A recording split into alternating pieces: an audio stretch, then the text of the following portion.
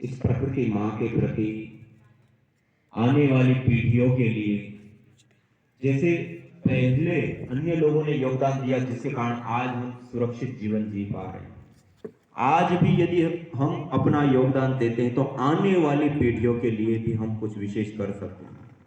आज दुनिया की सबसे बड़ी समस्या है वायु प्रदूषण, माइक्रोबायोलॉजिकल प्रदूषण, बैक्टीरिया, वायरस, फंगस जनित बीमारियां, कम्युनिकेबल डिजीज। उसके साथ साथ आज दुनिया की सबसे बड़ी समस्या है रेडिएशन, अलग अलग प्रकार की बीमारियां। ये 4-5 चीजों के कारण और उसके साथ साथ प्रकृति के लिए भी आज ग्लोबल वार्मिंग, ओजोन परत का क्षरण, ये बहुत बड़ी समस्याएं हैं। और आज हम सब लोगों ने बैठ करके जिस छोटे से अपनी सांस्कृतिक धरोहर के रूप में हमें प्रदत्त यज्ञ को हमने किया, इस हवन को, यज्ञ को यदि थोड़ी ही देर करते हैं, इससे उठने वाला जो धूम्र होता है उसके अंदर भारी मात्रा में माइक्रोबायल एक्टिविटी देने वाले कंपोनेंट्स होते हैं जो बैक्टीरिया, वायरस, फंगस आदि को दूर करता है। आपको जानकर के आश्चर्य होगा, पिछले 15 दिन पहले इस छोटे से 5 मिनट के यज्ञ को करने पर आज पूरी दुनिया में जो माइक्रोबायोलॉजिकल प्रदूषण, बैक्टीरिया, वायरस और फंगस जनित प्रदूषण है, पोल्यूशन है, उसको हम दूर कर सकते हैं। ये साइंटिफिकली वैलिडेशन के साथ इंटरनेशनल जर्नल में आज पब्लिश हो चुका है कि भारतीय संस्कृति में किए जाने वाला यज्ञ को आज हम अपने घर में अपनाते हैं, करते हैं, तो उससे उठने वाली गैसें मेडिसिनल होती हैं, माइक्रोबायल एक्टिविटी देने वाले कंपोनेंट्स होते हैं, और उस धूम्र को अपने घर के अंदर फैलने देते हैं तो बैक्टीरिया, वायरस और फंगस से अपने परिवार को हम बचा सकते हैं। इसी के साथ साथ हवन करने पर माइक्रो ऑर्गेनिक मॉलिक्यूल्स वायु में आते हैं। वो ऑर्गेनिक मॉलिक्यूल्स एटॉमिक रेडिएशन में जो बीटा रेडिएशन होते हैं उसके ऊपर कई परीक्षण होकर के सामने आए कि वो दूर होता है, और इलेक्ट्रोमैग्नेटिक रेडिएशन, दोनों ही प्रकार के रेडिएशन को रोकना, दूर करना और कम करने का कार्य भी यज्ञ के ऑर्गेनिक मॉलिक्यूल्स करते हैं। ये भी आज साइंटिफिक वैलिडेशन के साथ पेपर पब्लिश कर चुके हैं। इसी प्रकार इस यज्ञ को करने पर एथिलीन ऑक्साइड, प्रोपिलीन ऑक्साइड आदि महत्वपूर्ण गैसें बनती है, वो जब वायु के अंदर आती हैं, वायु के अंदर पहले से ही बहुत सारी गैसें हैं, और आज हम कोयला, पेट्रोल, डीजल आदि चीजों का भारी मात्रा में प्रयोग कर रहे हैं, जिसके कारण इस वायु के अंदर SOx, NOx, CFC आदि जो जहरीली, हानिकारक, घातक गैसें हैं उसको हम भारी मात्रा में बढ़ा चुके हैं, जिसको हम कहते हैं एयर पोल्यूशन, जिसके कारण साइलेंटली पूरी दुनिया में प्रति वर्ष 70 लाख से अधिक लोग मौत के मुंह में समा जाते हैं। WHO के आंकड़े बता रहे हैं। और इस यज्ञ को करने पर जो विशेष एथिलीन ऑक्साइड, प्रोपिलीन ऑक्साइड आदि गैसें बनती है वो वायु में आती है, और एक फोटोकेमिकल प्रोसेस चलता है, उसके परिणाम स्वरूप SOx, NOx, CFC आदि जो जहरीली, हानिकारक गैसें होती हैं वो भी न्यूट्रलाइज हो जाती है, खत्म होती है, दूर होती है। मानिए इतना छोटा सा यज्ञ कर ले तो हम पर्यावरण को भी सुरक्षित कर सकते हैं, बैक्टीरिया, वायरस, फंगस से बच सकते हैं, रेडिएशन से बच सकते हैं। इस प्रकार के इस यज्ञ के साथ जुड़े हुए विभिन्न कई सारे लाभ है, आरोग्य, स्वास्थ्य लाभ, हम पहले से ही स्वस्थ रहे, हमारी इम्यूनिटी पावर स्ट्रांग रहे, और कोई बीमारी हो गई है तो विशेष जड़ी बूटियों से हवन करने पर उस मेडिसिनल कंपोनेंट्स को एयर में लेकर के, श्वास के माध्यम से लेकर के हम बीमारियां भी ठीक कर सकते हैं। तो कहने का अभिप्राय है कि हमारी संस्कृति में प्रदत्त जो परंपराएं हैं वो केवल मात्र एक पूजा पाठ, एक कर्मकांड नहीं, उसके साथ साथ एक विशुद्ध विज्ञान है, और उसको यदि आज हम अपनाते हैं तो अपनी प्रकृति को संरक्षित करने के साथ साथ हम अपने जीवन को भी सुरक्षित और संरक्षित कर सकते हैं।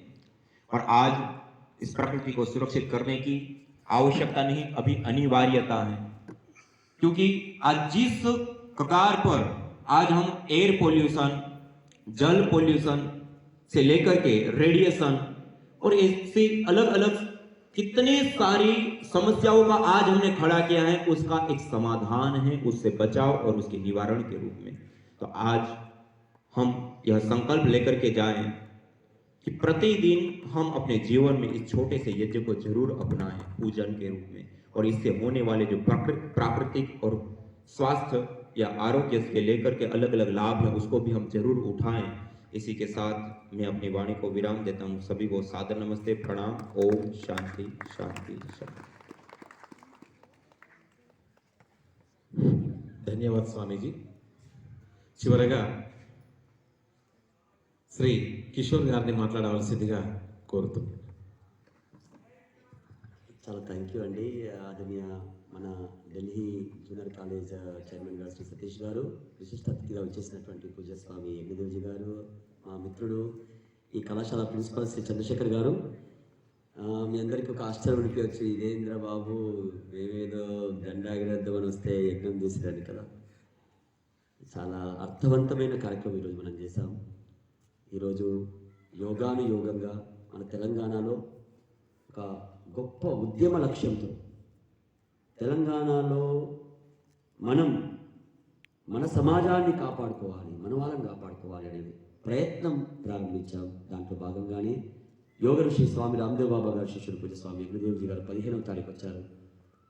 ఒక ప్రయత్నం చేస్తున్నాం. మీరు ఒక్కసారి ఆలోచించండి, మన చుట్టూ గాలి పీల్చుకోలేని పరిస్థితి ఏర్పడింది మనకి. వాస్తవం కదా? స్వామీజీ చెప్తున్నారు, మనం తినే ఆహారం అనేది 3 రకాలు: ఘనము, ద్రవము, వాయువు. వాయువు కూడా ఆహారమే. వాయువు పీల్చుకోవడమే ఆపేస్తే బతకడం ఎలా? ఆలోచించండి మీరు. రోగాలు ఎందుకు రావు? భయంకరంగా రోగాలు వస్తాయి. మరి ఏం చేద్దాం? మన జీవన సరళి, మన లైఫ్ స్టైల్, మనం వాడుతున్నటువంటి electrical and electronic goods, internet and luxurious environment, ఇదే రేడియేషన్కి కారణం, ఇదే బ్యాక్టీరియా, వైరస్, ఫంగస్కి రావడానికి కారణం, ఇదే కాలుష్యానికి కారణం. ఇప్పుడు మనమే ఈ స్థితి ఉంటే మన పిల్లలు, మన మనవలు ఏం కావాలి? 2 సంవత్సరాల నుంచి మన చదువులు బంద్ అయిపోయినాయి. మన టీచర్ల పరిస్థితి భయంకరంగా ఉంది. ఇదే పరిస్థితి ఇట్లా కొనసాగితే రేపు ఏం పరిస్థితి? మళ్ళీ పాతకాలంలో చదువు లేని ఏదైతే నిరక్షరాస్యతతో ఉన్నటువంటి భయంకరమైన సమాజాన్ని ఏర్పరిచే దిక్కుకెళ్తున్నాం మనం. దీనికి సొల్యూషన్ ఓన్లీ మాస్కేనా? దీనికి సొల్యూషన్ ఓన్లీ హ్యాండ్ శానిటైజరేనా? ఆలోచించండి ఒకసారి. దీనికి సొల్యూషన్ ప్రతి ఒక్కరు జాగృతం అవ్వడం. ఒకప్పుడు మన పెద్దలు యజ్ఞం చేసి పొద్దున్నే ఆ తర్వాత వంట రూమ్కి పోయేవారు. ఎందుకు? స్వచ్ఛతలో ఒక భాగం. ఆవు పిడక, దానిపైన నెయ్యి, దానిపైన ఔషధీయ వనస్పతులు, ఏదైతే బ్యాక్టీరియాను, వైరస్ని, ఫంగస్ని ప్యాసివ్ చేస్తుందో. ఇంట్లోనే బ్యాక్టీరియా ఉంటుంది తెలుసా? ఎక్కువ ఉంటుంది ఇంట్లో ఎక్కువ వైరస్ ఉంటుంది. ఎందుకంటే ఎండ తాకదు కదా. అందుకే మహిళలు ఈరోజు చాలా రోగగ్రస్తులు. పొద్దునే వేసి 10 నిమిషాల్లో ఈ చిన్న ప్రక్రియ చేయాలి. సాంప్రదాయకమని కాదు, అర్థమవుతుందా? ఈరోజు చాలా అర్థం ఉంది. 10 నిమిషాలు యజ్ఞం చేసి తర్వాత యోగా చేయండి. Purified environment, nothing but you are cleaning your environment, home environment, you are cleaning your school environment, naturally and scientific manner. అర్థమవుతుందా? It's nothing but the process of purification. తర్వాత ఏం చేస్తున్నావు? నీకు కావలసిన శ్వాస తీసుకోవలసిన ఆరోగ్యకరమైన ఆక్సిజన్తో కూడినటువంటి ఔషధీయ వాతావరణం ఏర్పడుతున్నాం. అక్కడ యోగా చేయాలి, ప్రాణాయామం చేయాలి. ఈరోజు డిమాండ్ ఇది. ప్రతి హాస్పిటల్లో ఇది కావాలి కంపల్సరీ. కరోనా అంటే కాదు, ఆల్రెడీ గుజరాత్ గవర్నమెంట్ పూజ్య స్వామీజీ ప్రయత్నంతో డిక్లేర్ చేశారు. All wellness centre, all ayurvedic centres, all హాస్పిటల్స్లో వాళ్ళు ఆల్రెడీ స్టార్ట్ చేస్తారు. ప్రైవేట్ హాస్పిటల్స్లో ఒక చిన్న కుండ పెడతారు పెద్దది, అక్కడ పెద్దగా యజ్ఞం నడుస్తూనే ఉంటుంది.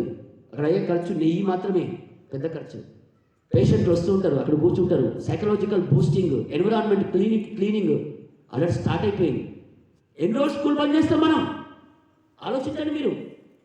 ఎన్నో బ్యాక్టీరియా, వైరస్ లేని పరిసరాలు మనం సృష్టించాలి. దానికి ఆల్టర్నేటివ్ ఆలోచించాలి.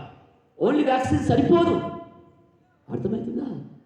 సరిపోతే ఎందుకు గవర్నమెంట్ భయపడుతుంది? ఎందుకు సైంటిస్టులు భయపడుతున్నారు? మళ్ళీ ఎందుకు బంద్ చేశారు? అంటే సరిపోదు. తప్పనిసరిగా ఇల్లు ఊడ్చినట్టు, సున్నం వేసినట్టు సంవత్సరానికి ఒకసారి రోజు మనం ఈ ఎన్విరాన్మెంట్ని క్లీన్ చేసే సైంటిఫిక్ ప్రక్రియను ఉపయోగించాలి. అర్థమవుతుందా? నా దేశం మనం కాపాడాలి, మన పిల్లల్ని కాపాడాలి, మన సమాజాన్ని కాపాడాలి. పురుగుల్లాగా, చీమల్లాగా, పక్షుల్లాగా పుట్టుకు మారద్దు. ఖర్చు పెట్టినా, లక్షలు పెట్టినా చచ్చిపోయే పరిస్థితి రావద్దు. ఇంత ప్రమాదకరమైన పరిస్థితులు వస్తుంటే ఎలా నిద్రపోతున్నామండి? మనం ప్రయత్నం చేయాలి. ఈ యజ్ఞం అనేది ఒక ప్రివెంటివ్ టెక్నిక్గా, యజ్ఞం అనేది ఆరోగ్యాన్ని ప్రసాదించే అంశంగా మనం తీసుకోవాలి. పూజ్యస్వామి యజ్ఞదేవుజీ గారు విశిష్టమైన వనస్పతులని డిక్లేర్ చేసి ఇంటర్నేషనల్ జర్నల్స్లో పబ్లిష్ చేశారు. అర్థమవుతుందా అండి? అండ్ ఈరోజు వితిన్ 1 monthలో సెంట్రల్ గవర్నమెంట్లో మన ఎడ్యుకేషన్ మినిస్టర్ తోటి కూడా ఒక మీటింగ్ కాబోతుంది దీనిపైన.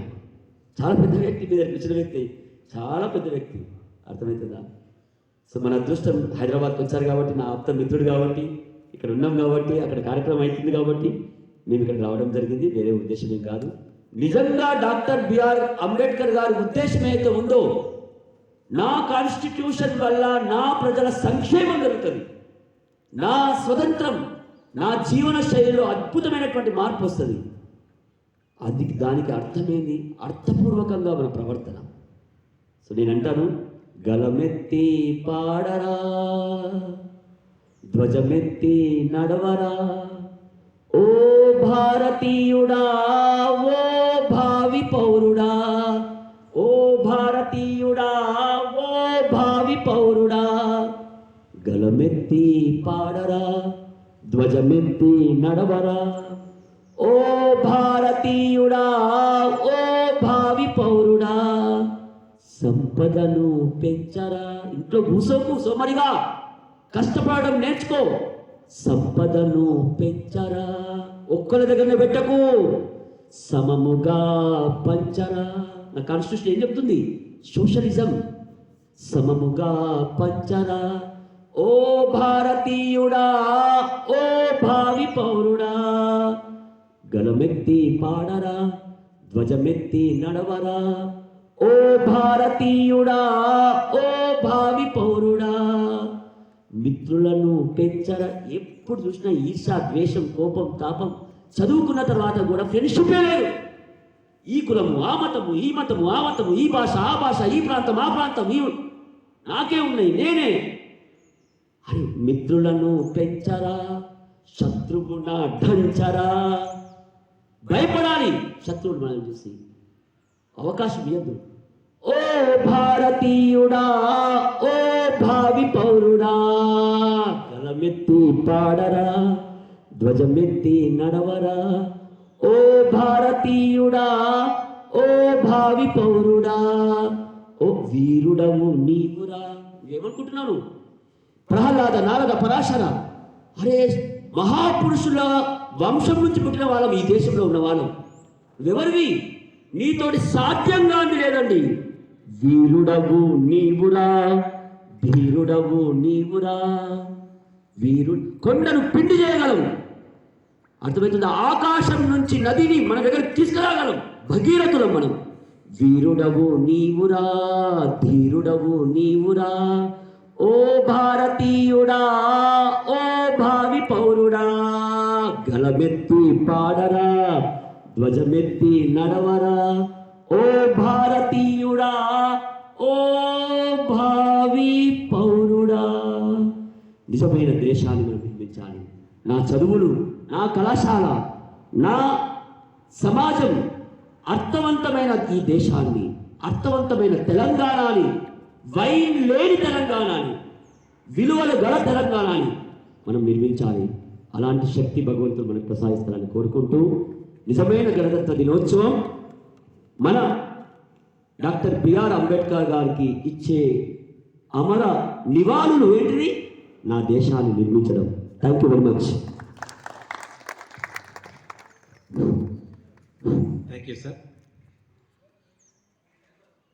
అనుకోకుండానే తమ అమూల్యమైనటువంటి సమయాన్ని మన కళాశాలకు అందజేసి, అమూల్యమైనటువంటి సందేశాన్ని అందించి, మనకు భారతీయ సంస్కృతి, మన సాంప్రదాయం పట్ల చక్కటి అవగాహనతో పాటు దేశభక్తి, ఆరోగ్య భారత నిర్మాణం ఏ విధంగా సఫలీకృతమవుతుందనే విషయాన్ని చక్కగా వివరించినటువంటి స్వామి యజ్ఞదేవ్ గారికి మరియు కిషోర్ గారికి, వారితో పాటు వచ్చినటువంటి నరసింహ గారికి మన కళాశాల యాజమాన్యం తరపున, ఇక్కడ ఉన్నటువంటి అధ్యాపక బృందం, అధ్యాపకేతర బృందం తరపున హృదయపూర్వక ధన్యవాదాలు తెలియజేస్తున్నాం. ఇప్పుడు కార్యక్రమం ఇక చివరగా ఉంది కాబట్టి తప్పకుండా మన కళాశాల యాజమాన్యం అందించేటువంటి స్వీట్ ప్యాకెట్స్ అందరూ తీసుకోవాల్సిందిగా సవినయంగా కోరుతున్నాం.